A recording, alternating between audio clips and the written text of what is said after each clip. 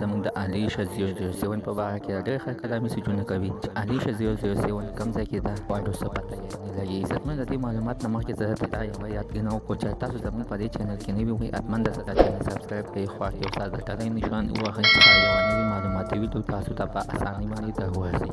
عزتمنو الیشه 007 نن سبا داسې ځکه نه ښکاري چې دی په تبلیغ کې او د وسپورټ د څه نه خبر نه وه، یعنې ګناه پکې لا څه شی شته دی. خو اوس وایي چې دا ټولې ګناهونه دي چې د کیمرې مخې ته راځي او چې تصویران وباسي دا ټول ګناهونه دي او باید چې او دا یې خلکو ته یو په نصیحت کړی دی چې یعنې موږ او تاسو د کیمرې نه ځان وساتو او د کیمرې مخې ته ځان شو نه کړو. او وایي چې یعنې ما چې کمې ګډاګانې اوازې کړې دي الله جل جلاله ته هغه په جارا شوې ده او په جراګانو باندې ورته استغفار او توبې وباسي. عزتمنو الیشه 007 هېچا ته هم نه ده تللې، په خپل کور کې مور او پلار سره ناستې ده. مور او پلار ورته وایي زه لورې ته ګډاګانې وکړه او موږ به تا نه ویډیوګانې وکړو او دا به مخکې موږ شیر کړو او موږ ته به هر کس پیسې راولېږي، امداد به راسره وکړو.